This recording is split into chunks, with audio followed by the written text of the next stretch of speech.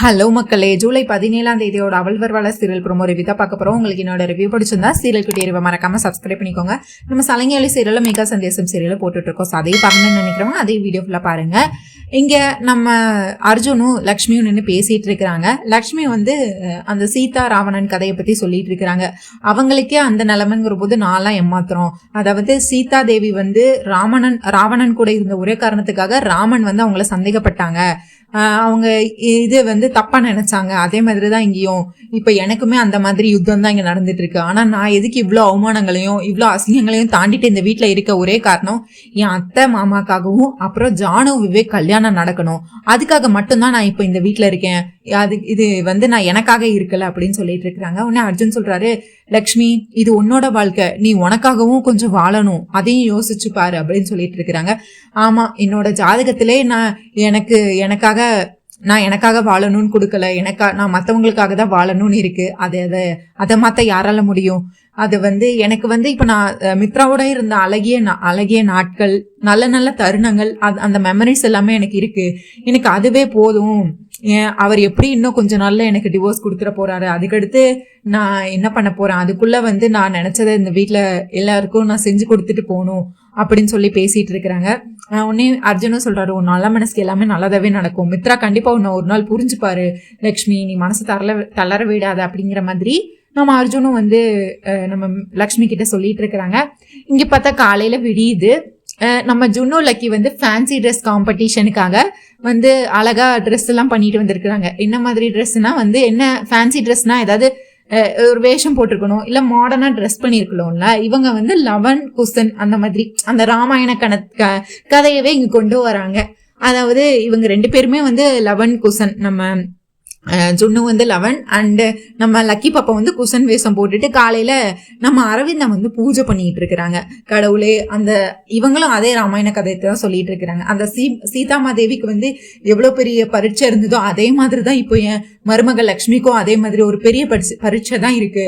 அது என் பையன் அவளை சீக்கிரமே நல்லபடியா புரிஞ்சுக்கிட்டு என் மகனும் மருமகளும் சந்தோஷமே இருக்கணும் கடவுளே அப்படின்னு சொல்லி நம்ம அரவிந்தா கோயில், அதாவது வீட்டிலே சாமி கிட்ட பூஜை பண்ணி வேண்டிக்கிட்டு இருக்கிறாங்க. இவங்க உடனே நம்ம லக்ஷ்மி சமைச்சிட்டு இருக்கிறாங்க. ஆஸ் யூஷுவல் எப்போது சமைக்கிற மாதிரி சமைச்சிட்டு இருக்கிறாங்க. இவங்க உடனே பாட்டு பாடிட்டே அந்த லவன் குசன் மாதிரி ரெண்டு பேரும் ட்ரெஸ் பண்ணிட்டு அழகா, ரெண்டு பேருமே அழகா லவன் குசன் மாதிரியே இருக்கிறாங்க. அப்படியே இறங்கி வந்துட்டு இருக்கிறாங்க. பாட்டு சத்தம் கேட்டோன்னே வீட்டுல இருக்க எல்லாருமே ஹாலுக்கு வராங்க. பார்த்தா அரவிந்தா எல்லாருமே ஷாக் ஆயிராங்க. என்னடா இது என்னது, என்ன இப்படி ரெடி ஆயிட்டு வந்திருக்கிறீங்க அப்படின்னு கேக்குறாங்க. உடனே நம்ம ஜுன்னு சொல்றாரு, இன்னைக்கு எங்க ஸ்கூல்ல இன்னைக்கு ஃபேன்சி ட்ரெஸ் காம்படிஷன்ல அதுக்காக தான் நாங்க இந்த கெட்டப் போட்டிருக்கோம், லவன் குசனா கெட்டப் போட்டிருக்கோம் அப்படின்னு சொல்றாங்க. இதை கேட்டோன்னே எல்லாருக்குமே ரொம்ப சந்தோஷமா இருக்கு.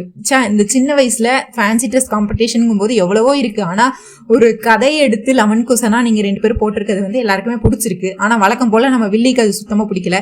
ஏய் என்னது இதெல்லாம் ஒரு ஃபேன்சி ட்ரெஸ் காம்படிஷனா, இதை பத்தி உனக்கு என்ன தெரியும், இதை பத்தி நீ போட்டிருக்க அப்படின்னு நம்ம மனிஷா வழக்கம் போல மட்டம் தட்டி பேசிட்டு இருக்கிறாங்க. உடனே அதுக்கு அடுத்து நம்ம லக்கி பாப்பா மித்ரா கிட்ட கேக்குறாங்க, அப்பா இந்த ட்ரெஸ் எனக்கு நல்லா இருக்கா, எனக்கு இந்த கெட்டப் நல்லா இருக்கான்னு கேக்குறாங்க. உனக்கு என்னடா குட்டி, நீ ரொம்ப பேர் அழகா இருக்கா அப்படின்னு நம்ம மித்ரா சொல்ல, அதுக்கு அடுத்து நம்ம ஜுன்னு கேக்குறாரு, அப்பா எனக்கு தானே எனக்கு ஃபர்ஸ்ட் பிரைஸ் கிடைக்கும் இந்த ஃபேன்சி ட்ரெஸ்ல அப்படின்னு சொல்லி மித்ரா கிட்ட நம்ம ஜுன்னு கேட்க, அவர் எதுவுமே பேசாம அமைதியா நிக்கிறாரு. உடனே அரவிந்தா கேக்குறாங்க, உங்களுக்கு இந்த ஐடியா யாரு கொடுத்தா, எப்படி உங்களுக்கு இது தோணுச்சு லவன் குசன் போடணும் அப்படின்னு தெரிஞ்சது, உனக்கு எப்படி ராமாயண கதையெல்லாம் தெரியும் அப்படிங்கிற மாதிரி கேட்கும்போது நம்ம லக்கி பாப்பா சொல்லிடுறாங்க, இது எல்லாமே ஜுன்னுவோட ஏற்பாடு தான், ஜுன்னு தான் எனக்கு இந்த மாதிரி பண்ணணும், நம்ம இதுதான் பண்றோம், நம்ம தான் ஃபர்ஸ்ட் பிரைஸ் எடுப்போம்னு சொன்னா அதனால நானும் போட்டுக்கிட்டேன் அப்படின்னு சொல்றாங்க.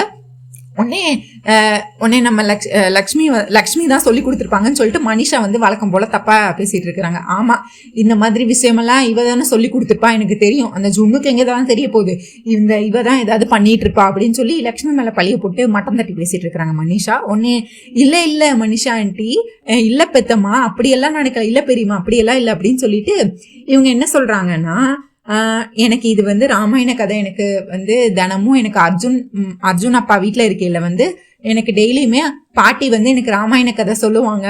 சீதாமா எப்படி கஷ்டப்பட்டாங்க, சீதாமா ராவணனோட எப்படி இருந்தாங்க, அந்த இடத்துல வச்சுதான் லவன் குசன் பிறந்தாங்கிறது விஷயமே ராமனுக்கு தெரியாது. ஆனா ராமனும் தன்னோட மனைவிய சந்தேகப்பட்டாங்க அப்படிங்கிற மாதிரி நம்ம இவங்களோட கதையே சொல்ற மாதிரி இருக்கு. மித்ராக்கு ஒரு நிமிஷம் அப்படியே வந்து நம்ம தான் தப்பு பண்ணியிருக்கோமோ அப்படிங்கிற யோசிக்கிற மாதிரி இருக்கு. அந்த ராமாயணத்துல எப்படி வரும், ராமன் சீதா லவன் குசன் 2 பசங்க வருவாங்க. அதே மாதிரி இங்க பாருங்களேன், மித்ரா லக்ஷ்மி, லவன் குசனுக்கு வந்து நம்ம லக்கி ஜுன்னும். அந்த கதையை மாதிரிதான் இவங்களோட வாழ்க்கையும் இருக்கு அப்படிங்கிற மாதிரியே வந்து அப்படி கொண்டு வந்திருப்பாங்க. ஆனா இது நம்ம லக்கிக்கும் ஜுன்னுக்கு இதை பத்தி எதுவும் தெரியாது. உடனே அவங்க வந்து இன்டைரக்டா சொல்லிட்டு இருப்பாரு, நம்ம ஜுன்னு வந்து இன்டைரக்டா சொல்லிட்டு இருப்பாரு, எனக்கு அந்த கதையெல்லாம் எனக்கு தினமுமே ராமாயண கதை பத்தி எனக்கு டெய்லியுமே பாட்டி எனக்கு சொல்லி கொடுப்பாங்க, அதனால எனக்கு அந்த கதை ஃபுல்லாவே தெரியும்.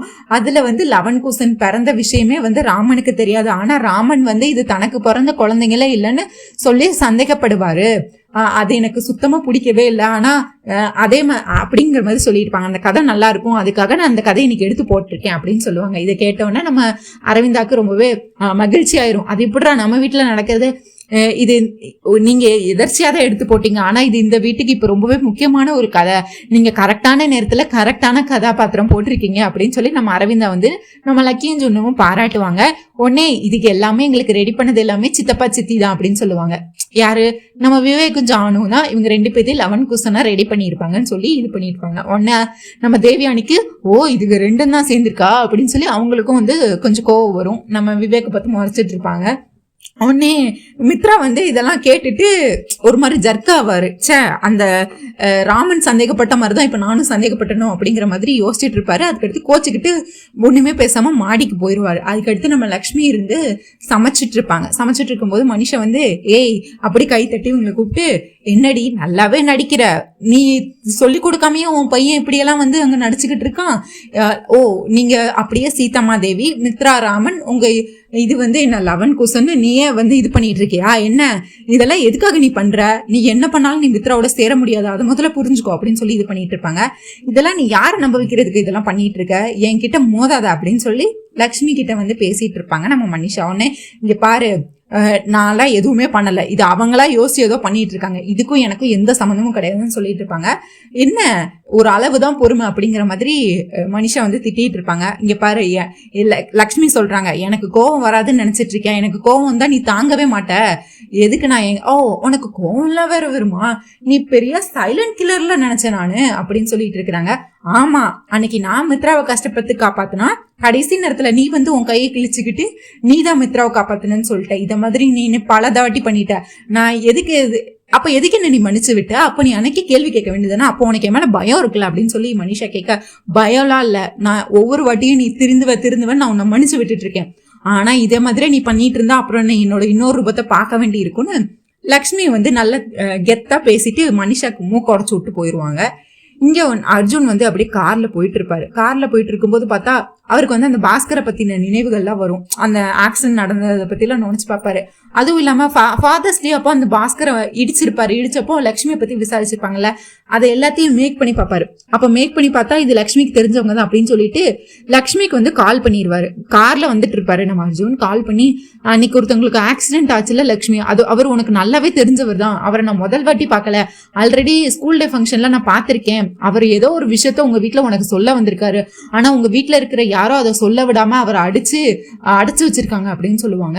யார சொல்றீங்க அப்படின்னு கேட்கும்போது, நீங்க பாஸ்கர் அண்ணாவை சொல்றீங்களா அப்படின்னு நம்ம லட்சுமி கேட்பாங்க. ஆமா லட்சுமி, ஆனா உங்க வீட்டுல அவர் அடிக்க வேண்டிய அவசியம் யாருக்கு வந்திருக்கும் அப்படின்னு கேட்கும்போது, மனிஷாக்கு தான். ஆனா மனிஷாக்கு எதுக்கு வந்திருக்கும், அப்போ பாஸ்கர் அண்ணாக்கு தெரிஞ்ச ஏதோ ஒரு உண்மை எனக்கு தெரியக்கூடாதுன்னு அந்த மனிஷா நினைச்சிருக்கா, அதுக்காக தான் பாஸ்கர் அண்ணாவை இவ்வளவு நாள் அடைச்சு வச்சு துன்புறுத்திருக்கா, பாஸ்கர் அண்ணா கிட்ட போனாதான் எனக்கு அந்த உண்மையை தெரியும் அப்படின்னு சொல்லி இவங்க வந்து பாஸ்கர் அண்ணாக்கு ஏதோ ஒரு உண்மை, ஏதோ என்னோட வாழ்வு சம்பந்தப்பட்ட ஏதோ ஒரு விஷயம் அவருக்கு தெரிஞ்சிருக்கு, அது தெரியக்கூடாதுன்னு நினைச்ச மனிஷா தான் இந்த மாதிரி பண்ணியிருக்கான்னு சொல்லி நம்ம லட்சுமி வந்து ஒரு வழியா கண்டுபிடிச்சிடுறாங்க.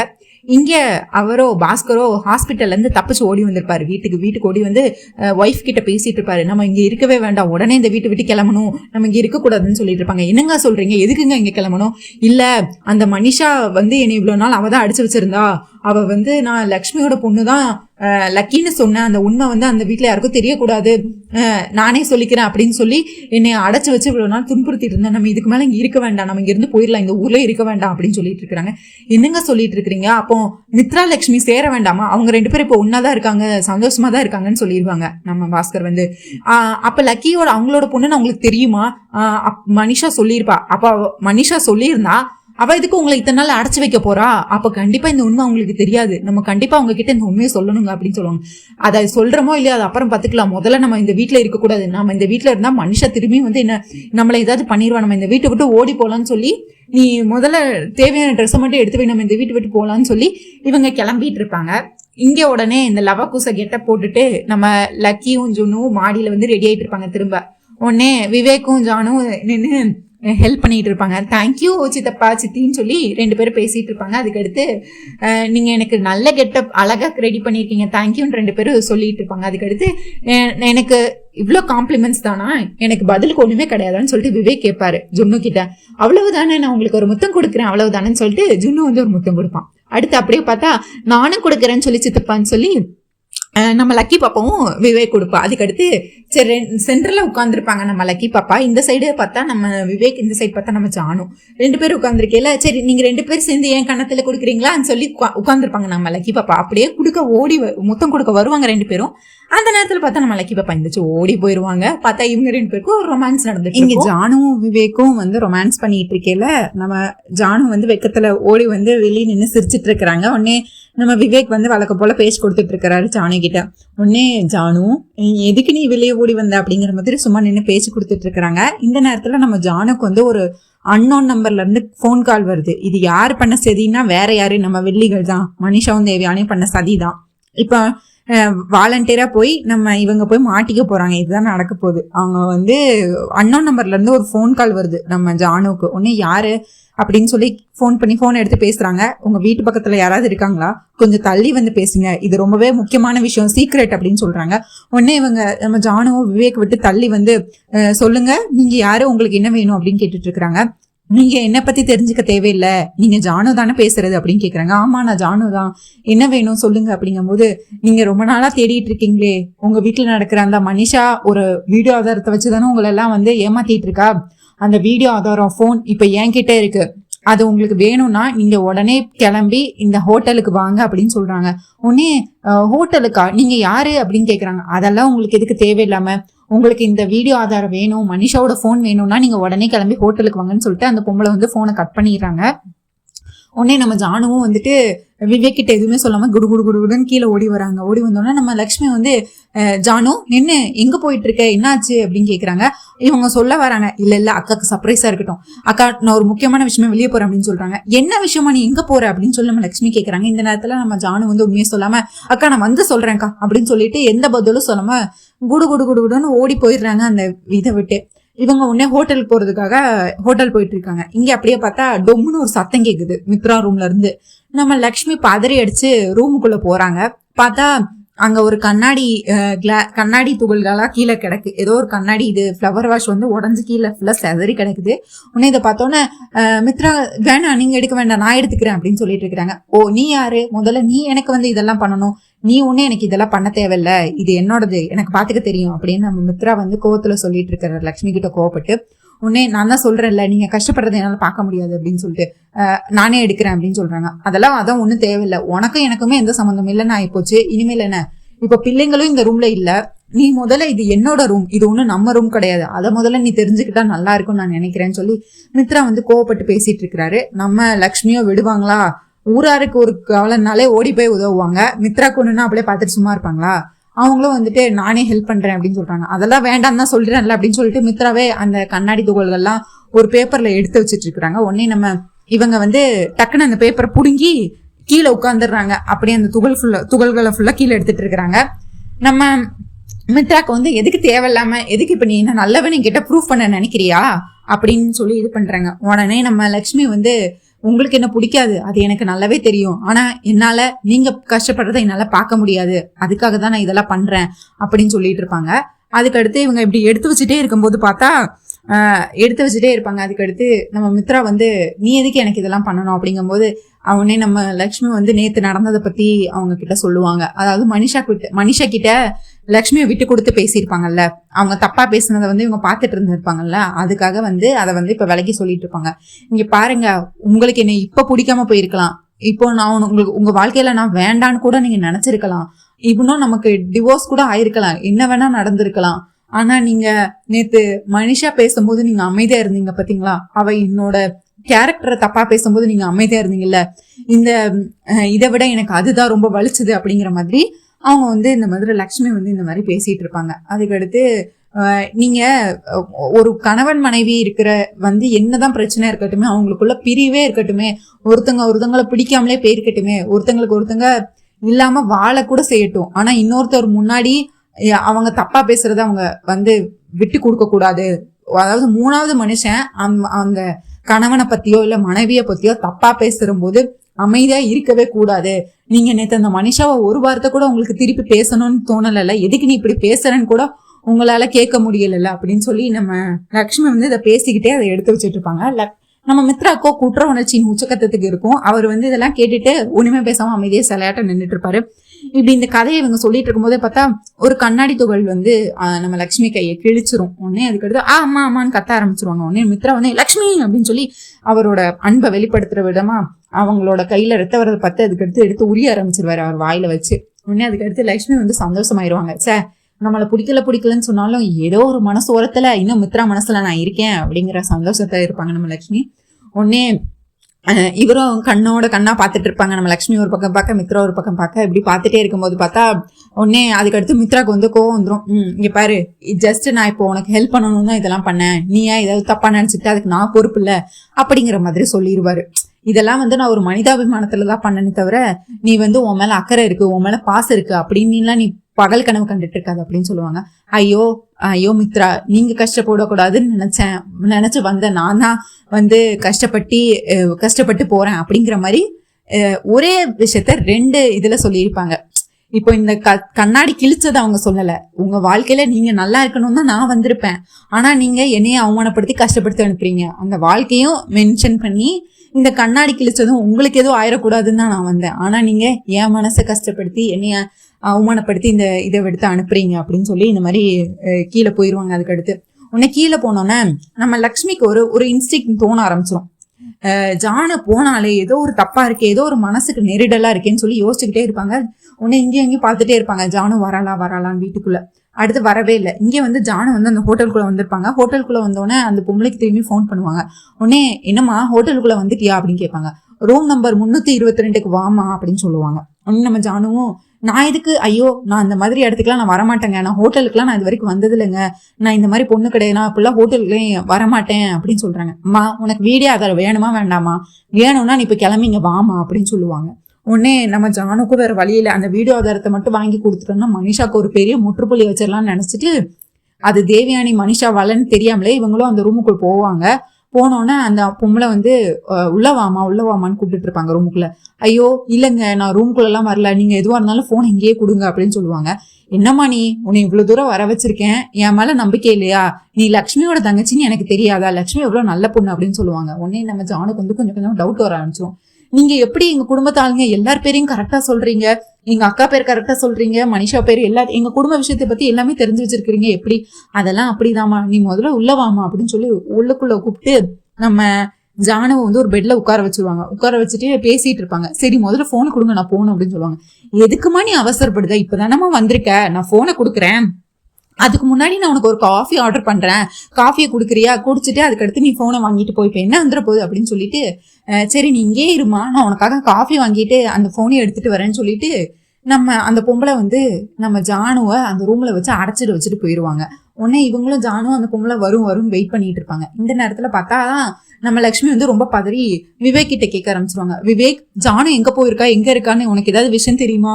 எனக்கு ஏதோ மனசுக்கு ரொம்ப தப்பா இருக்கு, ஏதோ தப்பா நடக்கிற மாதிரி இருக்கு, எனக்கு ரொம்ப கவலையா இருக்கு விவேக் அப்படின்னு சொல்லிட்டு இருப்பாங்க.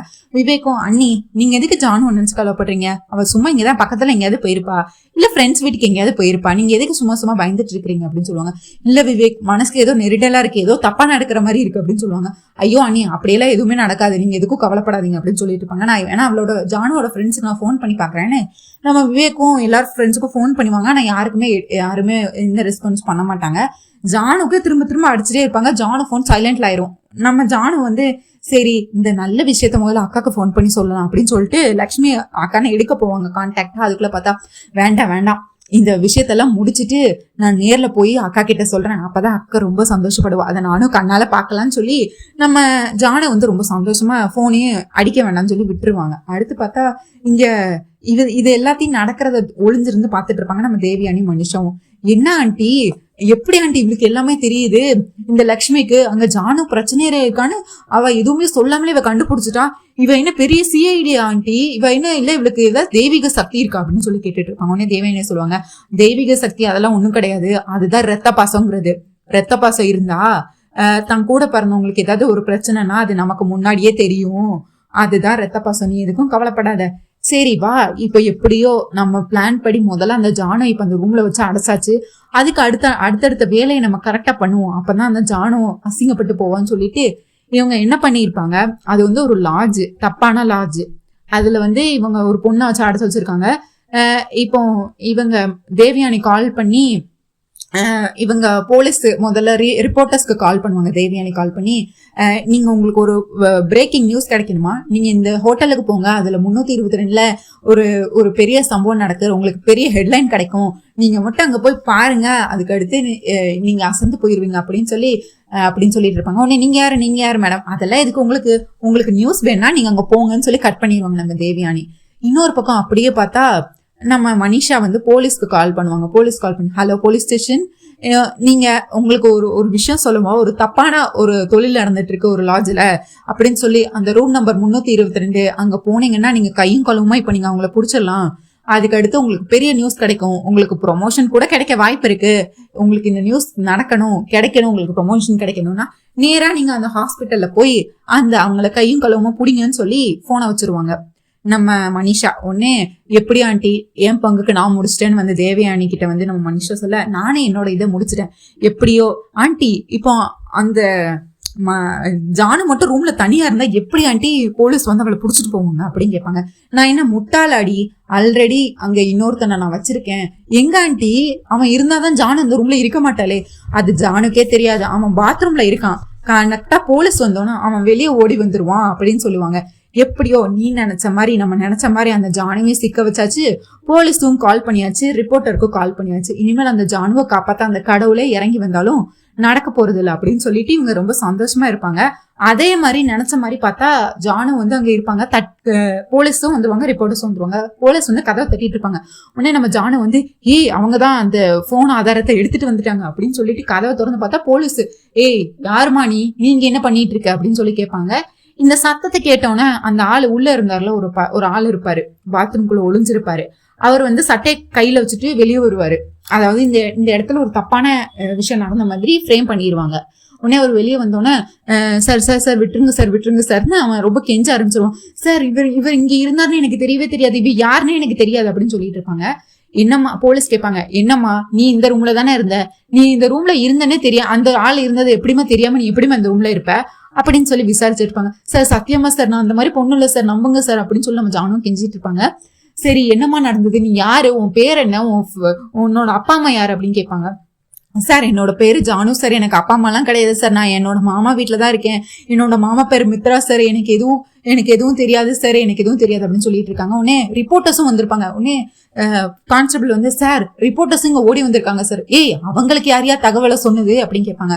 சார் நமக்கு சொன்னவங்க தான் உங்களுக்கும் தகவல் சொல்லியிருக்காங்கன்னு நினைக்கிறேன் சார் அப்படின்னோடனே இங்க ஜானு முகத்துல பதட்டத்தை உச்சத்துக்கு போயிருவாங்க. என்னடா இது தப்பான இது இடத்துல வந்து மாட்டிக்கிட்டேனே அப்படின்னு சொல்லி இன்னொரு பக்கம் அப்படியே பார்த்தா இவங்க அரவிந்தாவும் இவங்களும் உட்காந்து ஜெயதேவும் உட்காந்து பேப்பர் படிச்சுட்டு இருப்பாங்க. அந்த நேரத்துல தீக்ஷலு கால் பண்றாங்க.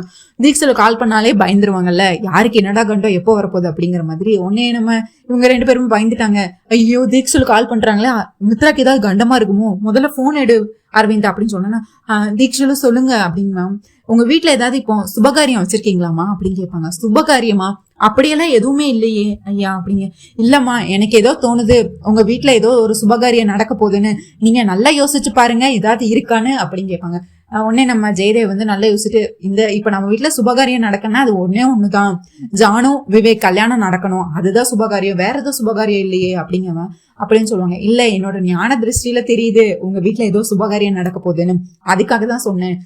என்னமோ மித்ராவும் எல்லாம் மன்னிச்சு ஏத்துக்கணும் கடவுளே அப்படின்னு சொல்லி தீக்ஷலு கிட்ட நம்ம அரவிந்தா வந்து, நாங்க எந்த சுபகாரியமும் ஏற்பாடு பண்ணல, ஆனா நீங்க முறையா எங்களுக்கு கண்டம் இல்ல சுபகாரியம்னு சொல்லியிருக்கீங்க, அது நல்லபடியா நடந்தா சந்தோஷம் அப்படின்னு சொல்லிட்டு இவங்களும் போனை கட் பண்ணிடுவாங்க. உடனே இவங்க அரவிந்தாவும் ஜெயதேவும் இருந்துட்டு எப்ப பார்த்தாலும் மித்ராக்கு கண்டம்னு சொல்லிட்டு இருந்த தீக்ஷலு இன்னைக்கு திடீர்னு பார்த்தா நம்ம வீட்டுல சுபகாரியம் நடக்குதுன்னு சொல்லியிருக்காரு, ரொம்பவே கேட்க சந்தோஷமா இருக்கு அரவிந்தா அப்படின்னு சொல்லிட்டு பேசிட்டு இருப்பாங்க. இங்க போலீஸ் வந்து, நீ யாருமா அப்படின்னு கேட்கும்போது, நான் ஜானவி, எனக்கு அப்பா அம்மாலாம் கிடையாது, என்னோட மாமா பேரு மித்ரா, நான் அவங்க வீட்டுலதான் இருக்கேன் அப்படின்னு சொல்லி பதட்டமா சொல்லிட்டு இருப்பாங்க. நம்ம அரவிந்தாவும் ஜெயதாவும் கீழே வந்துட்டு இருக்கிறாங்க.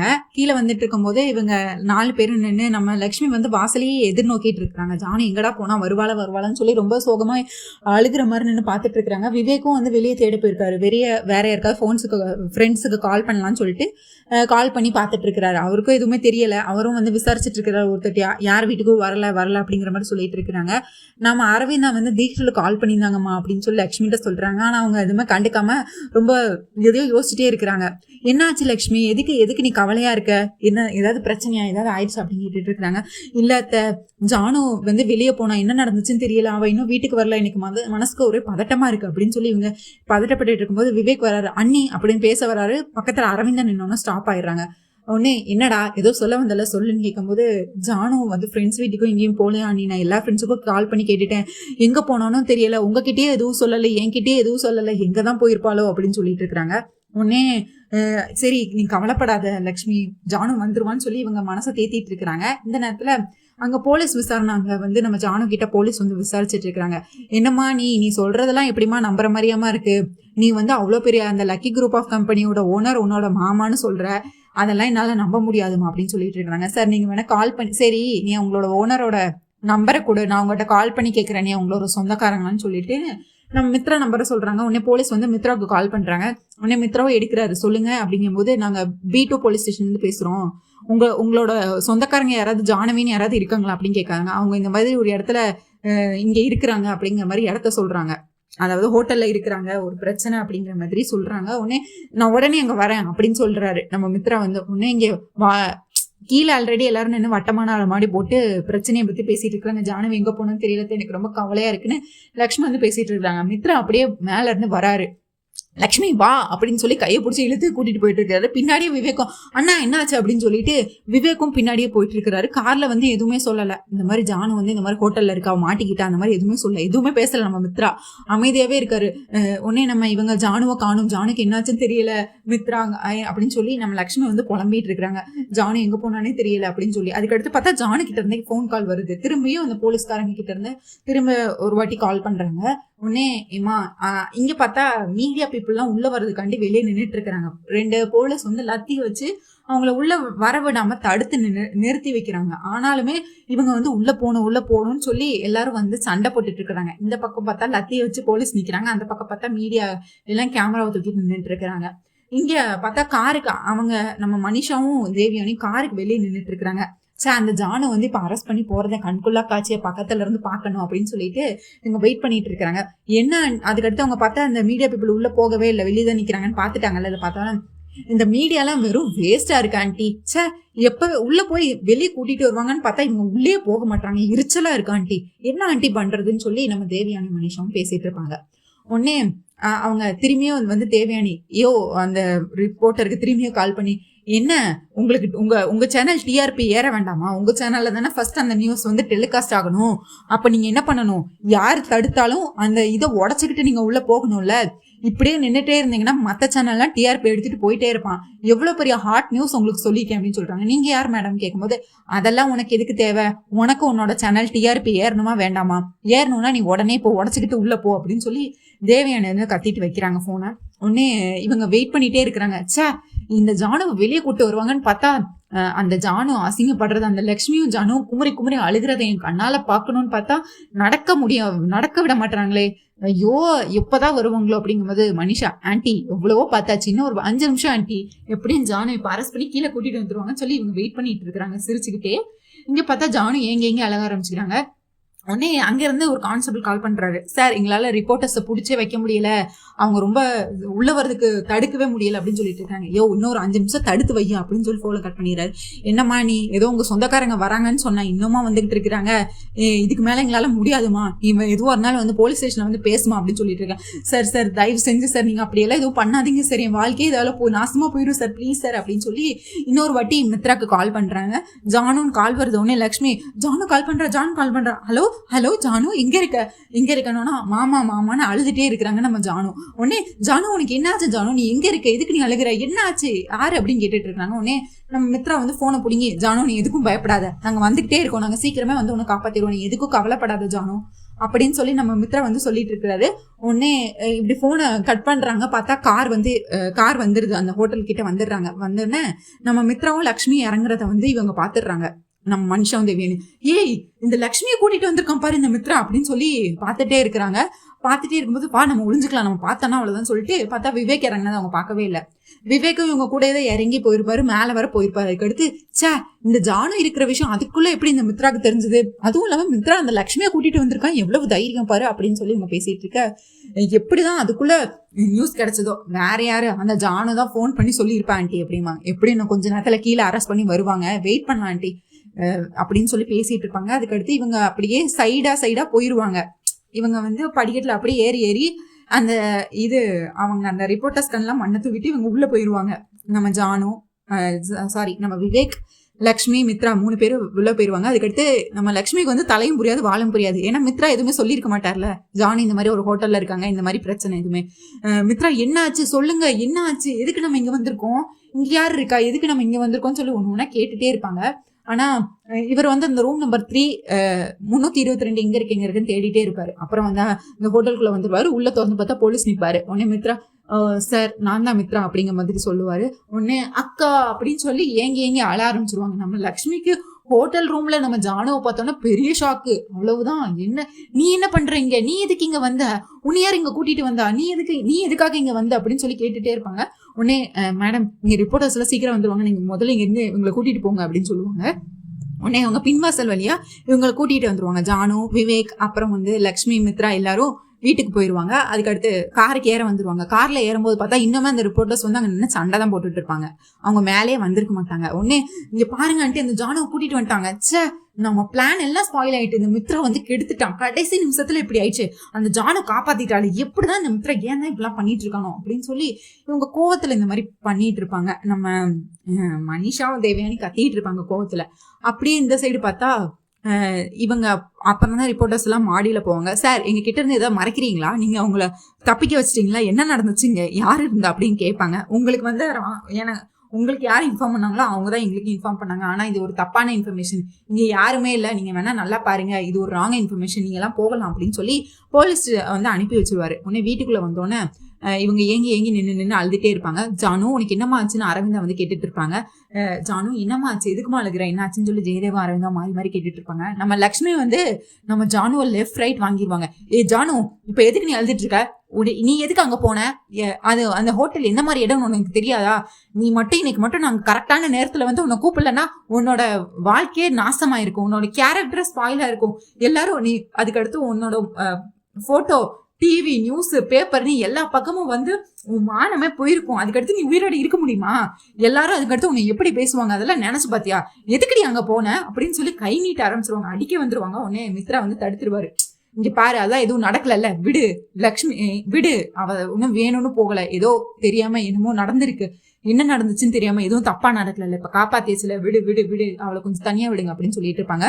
உடனே என்னதாமா ஆச்சு, என்ன ஆச்சு அப்படின்னு சொல்லி அதுக்கடுத்து அரவிந்தாவும் கேட்டுட்டே இருப்பாங்க. ஜானு வந்து இல்ல எனக்கு ஒரு மாதிரி ஒரு ஃபோன் கால் வந்தது, அதுல வந்து மனுஷோட போன் அங்க ஆதாரம் இருக்கு, உங்களுக்கு அதை வேணும்னா என்கிட்ட இந்த ரூம்ல வந்து வாங்கிக்கோங்கன்னு சொன்னாங்க.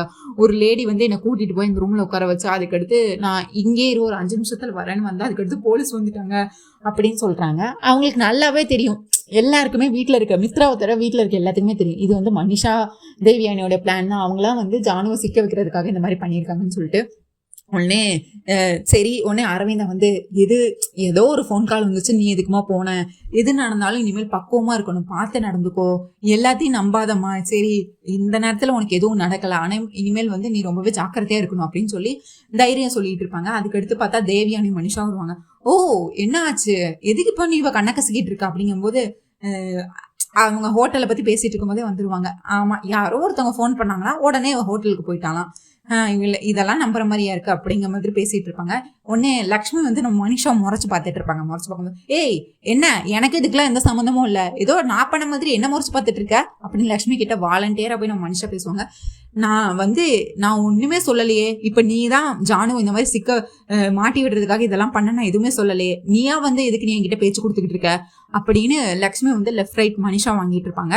உடனே அதுக்கடுத்து நம்ம தேவியானி வந்து ஆமா என்னமோ நாங்களே ஃபோன் பண்ணி இந்த ஜானுவை சிக்க வச்சு திரும்ப நாங்களே அங்க போய் இவ்வளவு நேரம் ஜானுவை போலீஸ் பிடிப்பாங்களா மாட்டாங்களான்னு பார்த்த மாதிரி இருக்கு நீங்க எங்களை பத்தி சொல்றது அப்படின்னு சொல்லுவாங்க. ஆண்டி என்ன ஆண்டி சொல்லிட்டு இருக்கிறீங்க அப்படிங்கும்போது ஆமா நம்ம இந்த வீட்டுல சுதந்திரமா வெளியே போறதுக்கு கூட உரிமை இல்லையா, எங்க போனாலும் இவங்க கிட்ட சொல்லிட்டு தான் போகணுமா, இதெல்லாம் கொஞ்சம் ஓவரா இல்ல மனிஷா அப்படின்னு சொல்லி இவங்களும் கத்திட்டு இருப்பாங்க. உடனே அதுக்கடுத்து கத்திட்டு உள்ள போயிருவாங்க. அதுக்கடுத்து ஜானுவை நம்ம லக்ஷ்மி வந்து கைத்தாங்களா கூப்பிட்டு போவாங்க, அழுகாத சரி பாத்துக்கலாம் அப்படின்னு சொல்லி. உடனே விவேக் வந்து உண்மை தெரிஞ்சிடும், இது தேவயானி தன்னோட அம்மாவோட வேலை தான் அப்படின்னு சொல்லிட்டு. உடனே விவேக் சொல்லுவாரு, இந்த வீட்டுல இருக்க யாரோ தான் ஜானுவை சிக்கனம் வேணுங்கிறதுக்காக இதெல்லாம் பண்ணிட்டு இருக்காங்க அப்படின்னு சொல்லுவாங்க. உடனே தேவயானிக்கு வந்து குத்தமுள்ள நெஞ்சு குறுக்கு இருக்கும்ல, அதனால அவங்களுக்கு கோபம் வந்துடும். என்னது ஏண்டா இந்த வீட்டுல யாரு ஜானுவை மாட்டி வைக்கணும்னா எனக்கு தான் இந்த வீட்டுல ஜானுவை பிடிக்காது, நீங்க எல்லாம் ஒரே கட்சி, அப்ப நான் தான் ஜானுவை சிக்க வைக்கிறதுக்காக இதுவா பண்ணேன்னு சொன்னியா, பெரியவங்களை இப்படிதான் எதிர்த்து பேசுவியா, பல்ல உடச்சிருவேன் ராஸ்கலோனியா அப்படின்னு சொல்லி கோவப்பட்டு தேவயானி வந்து ரூம்குள்ள போயிருவாங்க. மனிஷாவும் உள்ள போயிருவாங்க. அடுத்து அரவிந்தாவும் ஜெயதேவும் விவேக் மட்டும் அந்த இடத்துல நிப்பாங்க. விவேக் வந்து பாருங்க பெரியம்மா, நீங்க எதுவுமே பேசல, அம்மா தான் இதெல்லாம் பண்ணாங்கன்னு நல்லாவே தெரியுதுல அப்படின்னு கேட்பாங்க. இப்ப நான் என்ன பேசணும்னு நினைக்கிற விவேக், நீனு நான் எப்படி கேட்க முடியும், உன் அம்மா தான் பண்ணா நீங்க இருக்க எல்லாத்துக்குமே தெரியும், ஆனா உன்கிட்ட அதுக்கு ஆதாரம் இருக்கா, உங்க அம்மா தான் பண்ணாங்கிற ஆதாரம் உன்கிட்ட இருக்கா, அப்படியே அந்த ஆதாரம் இருந்தாலும் இதுல நான் ஜானுவை பத்தி பேசுறதுக்கு என்ன இருக்கு, ஜானுவை காதலிக்கிறது நீ, அவளை எல்லாரும் முன்னாடி விட்டு கொடுக்கறது நீ, அவளை கல்யாணம் பண்ணிக்காம ஏமாத்துறது நீ, இதெல்லாம் பண்றது நீ, ஆனா ஜானுக்கு ஏதாவது ஒண்ணுன்னா நாங்க வந்து கேட்கணுமா, ஜானுக்கு ஒண்ணுன்னா காதலிச்சது நீனா அப்ப நீ தானே ஜானுக்காக நிக்கணும், ஜானுக்கு ஒரு பிரச்சனைனா நீ தானே உங்க அம்மாவை எதிர்த்து பேசணும், இல்ல நான் பேசணுமா, இதுக்கு அடுத்தாது புரிஞ்சுக்கோ தெரிஞ்சுக்கோ அப்படின்னு சொல்லி அட்வைஸ் கொடுத்துட்டு போயிடுறாங்க. தீக்ஷலு வேற இந்த வீட்டுல ஒரு சுபகாரியம் நடக்க போகுதுன்னு சொல்லி இருக்கிறாங்க. அந்த சுபகாரியம் என்னவா இருக்கும்னு நான் நினைக்கிறேன் அப்படின்னா, நம்ம விவேக் ஜானு கல்யாணமாவா தான் இருக்கும். விவேக் வந்து திருட்டுத்தனமா நம்ம ஜானு கழுத்துல தாலி கட்டிடுவாங்களா, இல்ல ஜானு கண்டிப்பா இதுக்கு ஒத்துக்க மாட்டாங்கன்னு தான் நான் நினைக்கிறேன். ஒருவேளை விவேக் வந்து தெரியாம நம்ம ஜானு கழுத்துல தாலி கட்ட போறாங்களா, இல்ல ஜானு விவேக் கல்யாணம் நடக்க போறா, இல்ல வேற ஏதாவது சுபகாரியம் நடக்க போதா, நீங்க என்ன நினைக்கிறீங்கன்னு சொல்லிட்டு கண்டிப்பா கமெண்ட்ஸ்ல சொல்லுங்க. உங்க தாட்ஸ் என்னன்னு கமெண்ட்ஸ்ல சொல்லுங்க. இந்த வீடியோ லைக் பண்ணுங்க, ஷேர் பண்ணுங்க, ஹை பட்டனை தட்டி விடுங்க. மறக்காம நம்ம சேனல் சீரியல் குட்டிருவா சப்ஸ்கிரைப் பண்ணிக்கோங்க. அண்ட் நம்ம அவள் வருவாள சீரியல், சலங்கியலை சீரியல், மெகா சந்தேசம் சீரியல் போட்டுட்டு இருக்கோம். ஸோ எல்லா சீரியலும் பாருங்க, லைக் பண்ணுங்க, ஷேர் பண்ணுங்க. மறக்காம சீரியல் குட்டிருவா சப்ஸ்கிரைப் பண்ணிக்கோங்க. தேங்க்யூ மக்களே, நன்றி, நாளை சந்திக்கிறேன், பாய்.